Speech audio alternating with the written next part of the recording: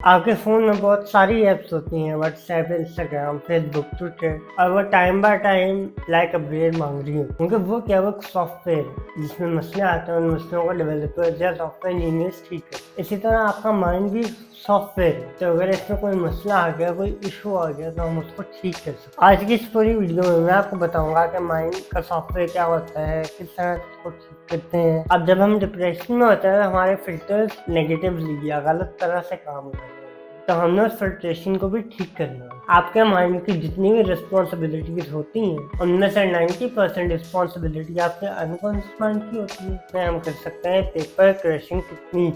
अब ये क्या होती है, आपको जो भी नेगेटिव थॉट्स माइंड में आ रही हैं, जितनी भी आ रही हैं नेगेटिव इवेंट्स है, फिर इसी तरह एक और टेक्निक होती है रीफ्रेमिंग।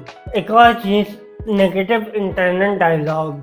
अस्सलाम वालेकुम व्यूअर्स, कैसे हैं आप? बहुत सारे लोगों को अब तक मैं हेल्प कर चुका हूँ अपनी लाइफ में डिप्रेशन से बाहर आने में, एंजाइटी से बाहर आने में। क्या ऐसे एक्शनेबल स्टेप्स होंगे, क्या ऐसी स्ट्रेटेजी होगी जो कि हमें हेल्प करेगी अपनी लाइफ में डिप्रेशन से बाहर आने में? अब तक मैं ऑलमोस्ट 100+ सेशंस कर चुका हूँ, कोचिंग सेशंस और थेरेप्यूटिक सेशन, जिसमें मैंने मल्टीपल लोगों को हेल्प किया है इन्हीं तरह के चैनल से बाहर आने, depression, anxiety, over thinking, negative thought और इस तरह की जो भी चीज़ें होती हैं। क्योंकि ऑब्वियसली हम सब इंसान हैं, हम सबकी लाइफ में ऐसा टाइम आता है कि जब हम लोग डाउन फील करते हैं, हम लोग ओके नहीं होती है, और हमें ज़रूरत होती है कि कोई थेरेपिस्ट हो, कोई प्रोफेशनल हो जो कि हमें हेल्प करे उस स्टेज से बाहर आने। और आज की इस पूरी वीडियो में मैं आपको बहुत ही इन डेप्थ बताऊंगा कि आप लोग किस तरह से डिप्रेशन से बाहर आ सकते हैं और अपनी लाइफ में ग्रो कर सकते हैं। इस वीडियो में मैंने बहुत कुछ शेयर किए और इस वीडियो के सारे नोट्स आपको डॉक्यूमेंट में मिल जाएंगे, और वो डॉक्यूमेंट का लिंक आपको डिस्क्रिप्शन में भी मिलेगा और कमेंट सेक्शन में प्रिंट भी मिलेगा। तो अगर आपसे कोई भी चीज़ मिस हो जाए तो फिक्र ना करें, आप उस डॉक्यूमेंट में जाके पढ़ सकते हैं, and it would be very much helpful. इस वीडियो में काफ़ी सारे चैप्टर्स हैं और आई विल सजेस्ट कि आप सारे चैप्टर्स को देखें ताकि आपके माइंड में क्लैरिटी हो कि आपने जो करना है वो क्यों करना है और कैसे करना है। तो पूरी वीडियो को देखना और इन चीज़ों को अपनी लाइफ में अप्लाई करना बहुत ज़्यादा इम्पोर्टेंट। बेसिकली प्रॉब्लम कहाँ से आती है, हम बहुत ही बेसिक लेवल से चीज़ों को स्टार्ट करते हैं, एडवांस चीज़ों पे नहीं जाते। होता क्या है कि एकदम से हम लोग डाउन फील करते हैं, हम लोग ब्रोकन फील करते हैं, हम लोग डिप्रेस्ड फील करते हैं, हमें सैडनेस होती है, गिल्ट होता है, एंजाइटी होती है, नेगेटिव इमोशंस होती हैं, और हमें लगता है कि बस हमारी लाइफ खत्म है, हमारा माइंड काम नहीं करे। सबसे पहले तो एक चीज़ को समझें कि माइंड क्या है। बहुत आसान लफ्जों में, आपका माइंड एक सॉफ्टवेयर है कि जिसको आपने खुद से प्रोग्राम करना होता है, रीप्रोग्राम करना। फॉर एग्जाम्पल, अगर मेरे माइंड में एक चीज़ बैठी है कि मैं लाइफ में कभी भी सक्सेसफुल नहीं होऊंगा, तो वो चीज़ माइंड में आई भी मेरी वजह से है मोस्ट प्रॉब्लली, और जाएगी भी मेरी वजह से। आपके फ़ोन में बहुत सारी ऐप्स होती हैं, व्हाट्सएप, इंस्टाग्राम, फेसबुक, ट्विटर, और वो time by time like upgrade मांग रही है, क्योंकि वो क्या, वो सॉफ्टवेयर है जिसमें मसले आते हैं, उन मसलों को डेवलपर्स या सॉफ्टवेयर इंजीनियर्स ठीक है। इसी तरह आपका माइंड भी सॉफ्टवेयर है, तो अगर इसमें कोई मसला आ गया, कोई इशू आ गया, तो हम उसको ठीक कर सकते। तो इशू ये नहीं है कि लाइफ खराब हो गई है, इशू ये है कि आपके माइंड का जो सॉफ्टवेयर है वो प्रॉपरली काम नहीं कर रहा, आपने उस सॉफ्टवेयर को ठीक करना। आज की इस पूरी वीडियो में मैं आपको बताऊंगा कि माइंड का सॉफ्टवेयर क्या होता है, किस तरह से उसको ठीक करते हैं, कॉन्शियस माइंड क्या होता है, अनकॉन्शियस माइंड क्या होता है, लेवल्स ऑफ माइंड क्या होते हैं, माइंड के फिल्टर्स कौन से होते हैं, हम लोग इंफॉर्मेशन को किस तरह से परसीव करते हैं, प्रोसेस करते हैं, हमारे माइंड में कितनी ज़्यादा इंफॉर्मेशन आ रही होती है, कितनी माइंड के अंदर जा रही होती है, हमारा माइंडसेट क्या होता है, और अगर हम लोग डिप्रेस्ड हो या माइंड का सॉफ्टवेयर ख़राब हो तो हम किन प्रैक्टिकल स्ट्रेटेजीज के थ्रू उस सॉफ्टवेयर को ठीक कर सकते हैं। पहली बात तो है कि आपके माइंड के एक सेकंड में बहुत ज़्यादा इंफॉर्मेशन आ रही होती है। कुछ रिसर्चेस के मुताबिक 200 बिलियन बिट्स ऑफ इंफॉर्मेशन आ रही होती है, कुछ रिसर्चेस के मुताबिक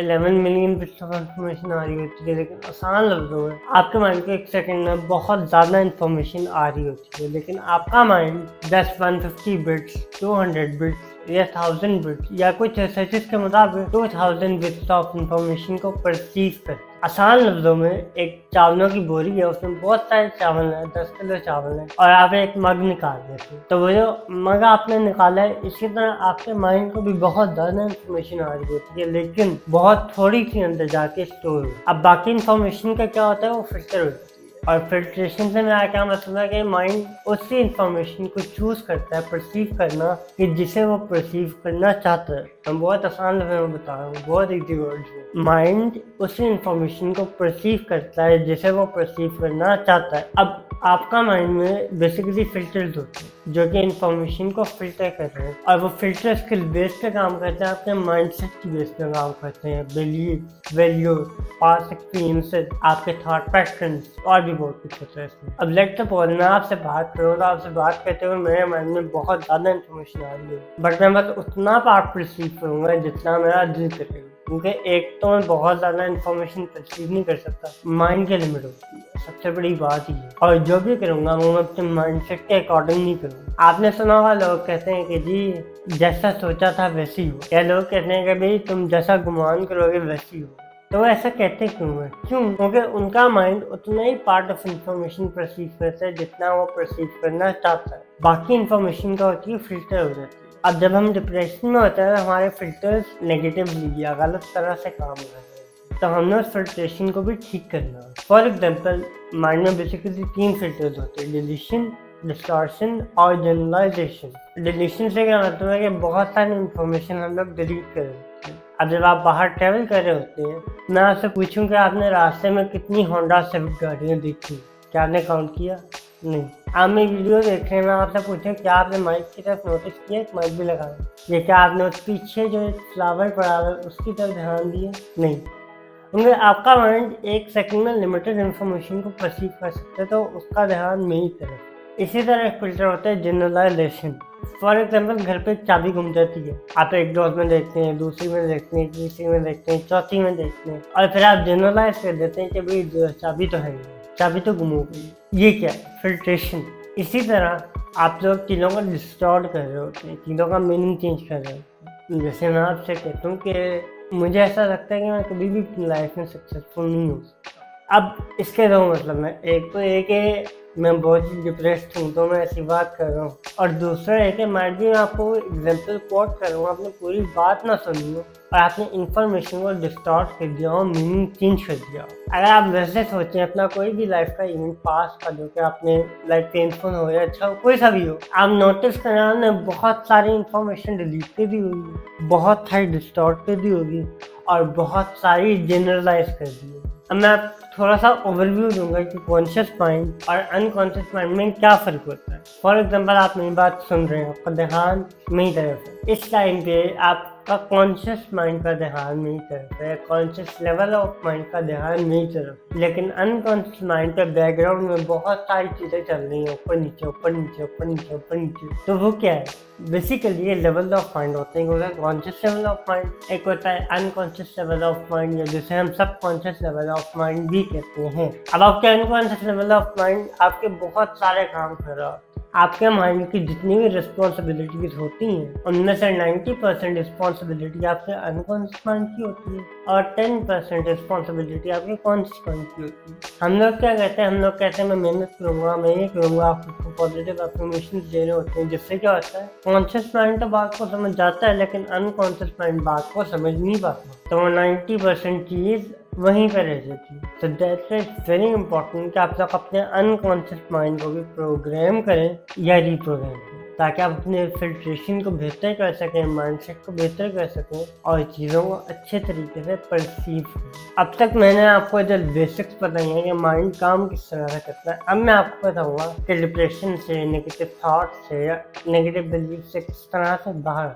अब इसके बहुत सारे मेथड्स होते हैं। फॉर एग्जाम्पल समटाइम्स क्या होता है कि हमारे पास में बहुत सारी पेनफुल मेमोरीज होती हैं जो कि हमें डिस्टर्ब करनी होती हैं, कुछ नेगेटिव इवेंट्स होते हैं, हम सोच रहे होते हैं, उस सिचुएशन में हम क्या कर सकते हैं? हम कर सकते हैं पेपर क्रशिंग टेक्निक। अभी क्या होती है, आपको जो भी नेगेटिव थॉट्स माइंड में आ रही हैं, जितनी भी आ रही हैं नेगेटिव इवेंट्स हैं, आप उन सबको पेपर पे लिखो अच्छी तरह पॉइंट्स में और जला दो। जब आप वो जलती हुई इमेज अपने माइंड में देखते हो ना, आपका माइंड ये परसीव करता है कि वो सारा कुछ वाकई में जल गया, क्योंकि आपका अनकॉन्शियस माइंड लॉजिकल नहीं होता, उसको नहीं पता होता। और जब बैकग्राउंड पर 90% चीज़ें खराब हो रही तो इम्प्रूव होने लग जाती हैं। ये वो चीज़ें हैं जो कि मैं अपने क्लाइंट से करवाता हूँ, कभी भी मैं खुद भी अगर ज़रूरत पर कर लेता हूँ, दोस्त को रेफर कर दिया, और ये चीज़ें आपको कोई भी इस तरह से नहीं बताता, हालांकि पता होनी चाहिए।